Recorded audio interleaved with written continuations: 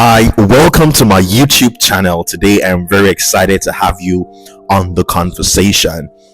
I am going to be talking about mindset today and the importance of starting right where you are. Every day as you go through life, you're going to meet obstacles, you're going to meet challenges, you're going to meet things that would confront the things you believe. But the question is, are you going to give up because your environment doesn't permit you to succeed? Or are you going to keep pressing and pushing because something on your inside tells you that there is more? On today's episode, we'll be talking about mindsets and the importance of starting very early. Welcome to the Inside Scoop.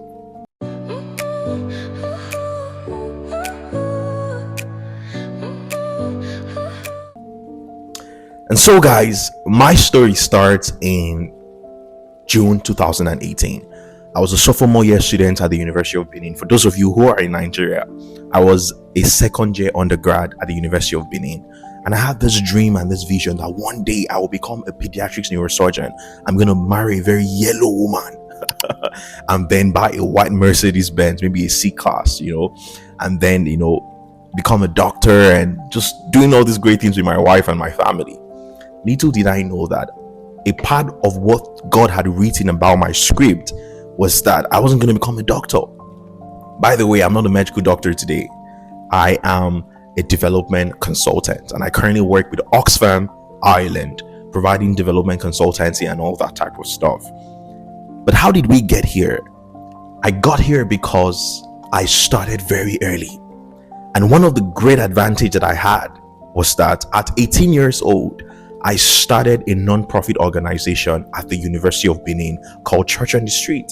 When we started off as a charity because we really wanted to just see people's life improved. Little did I know that getting started on that project was going to become my life's mission and would set me on a course that would change the rest of my life forever. A little bit of forward story. Because I started that organization, 6 years into starting that organization, I won a fully funded scholarship to go to England to do a master's because of that work. 5 years into that project, or 4 years or 5 years into that project, my beautiful wife that I'm now married to found me because of that work. And so you could see that my life became very defining because of something that I started at 18 years old. You're probably watching me and saying, how does this connect to the conversation about mindset and starting early? The truth is that all that you currently have left right now is all that you need. You've been having the desire for a very long time to start a YouTube channel. Take your ideas and translate them into the world so that people can hear and be transformed. But you're like, I don't have a ring light. I don't have a microphone. I don't have a nice studio. Everything you're seeing, watching right now, this is me starting right where I'm at. I don't have a fancy microphone. I don't have a fancy camera. I don't have a fancy studio. But what? It's the strength of the idea that's been communicated that will keep people watching. And so for me, starting that organization at just 18 years old became the ticket that allowed me to touch the world. From Kenya to Egypt to France to Ireland to England, it was my ticket to touch the world. Imagine the ideas you're currently sleeping on.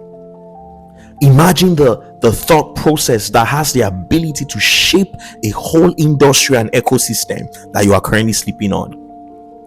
Imagine the relationships right now that would never start because you did not start on that idea. A great man called Dr. Miles Monroe said one time that the grave happens to be one of the richest places on earth, not because there is something incredible about the real estate in the graveyard, but because there are docile and dormant potentials that never found expression. And so would you sleep on your idea? Write the ebook, record your first video, do the virtual conference, start the non-profit, run the business. Look, you're going to learn on the job. In life, only those who are in the constant pursuit of motion are the ones who are in the constant pursuit of learning. And so what you don't understand is that provision is called provision because vision attracts the provision. Does that make sense? And so if you keep this idea in your mind that one day everything will connect, everything will make sense, you will never get the pro for the vision. And so tonight is a reminder that you're sleeping on something powerful. you're sleeping on an idea that has a potential to shift a whole ecosystem. What are you doing? Why are you depriving us? And so I'm going to give you 3 steps and 3 strategies that can help you right now get started on that idea. Number 1, give that idea a brand name. Give that idea a brand name. A brand name could be as simple as, you know what, I'm going to give this an identity. Because once you give it an identity, it takes a cloak of independence. Everyone begins to identify Apple.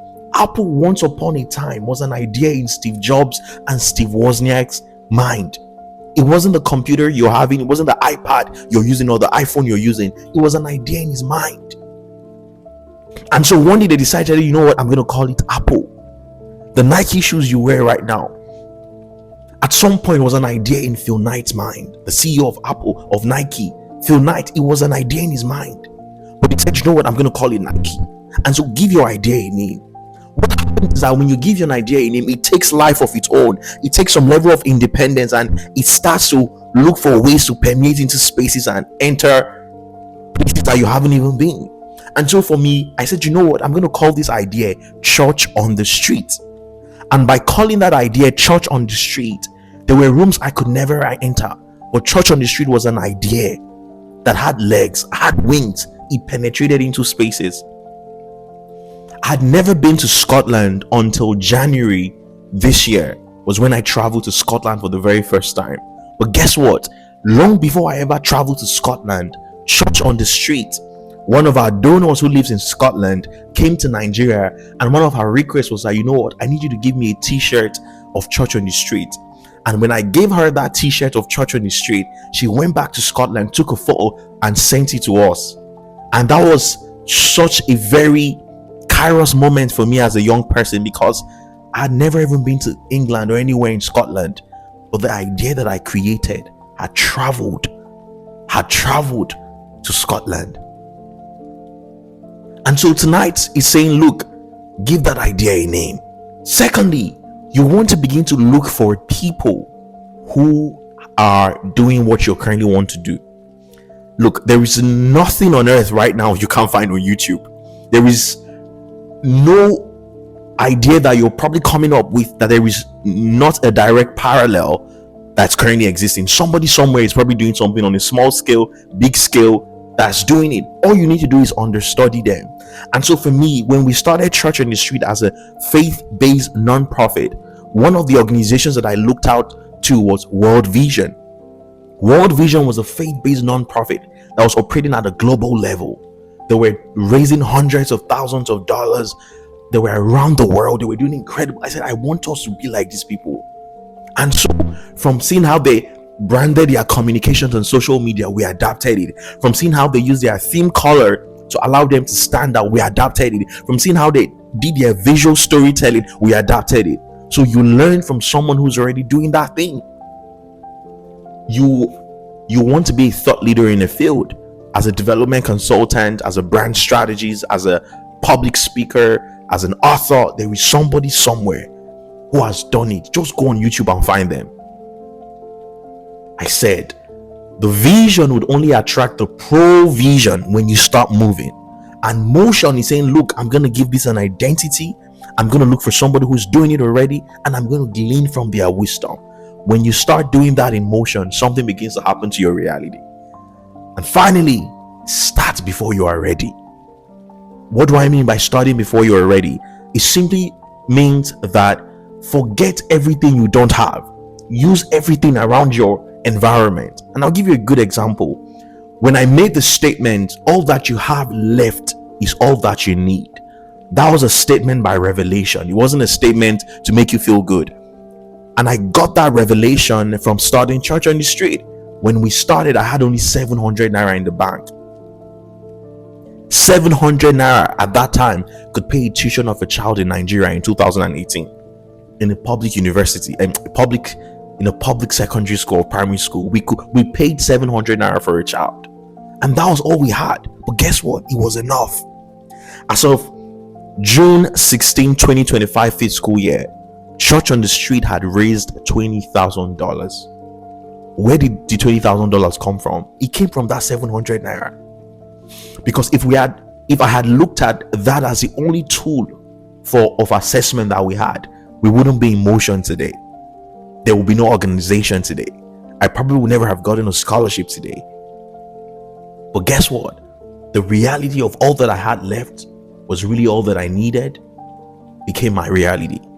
And so for you tonight, I need you to ask yourself, what do I have in my storehouse? What ideas am I sleeping on? What relationships am I not nurturing? Why am I so lazy to go on YouTube and actually learn, but I choose to consume content that just makes me happy? There has to be a level of vim and anger in your spirit that makes you want to be a better version of yourself. And I hope this video today has been able to spark something on your inside. Please subscribe to this channel. Leave the notification bell on because there are more things coming on this channel. See you on the next one.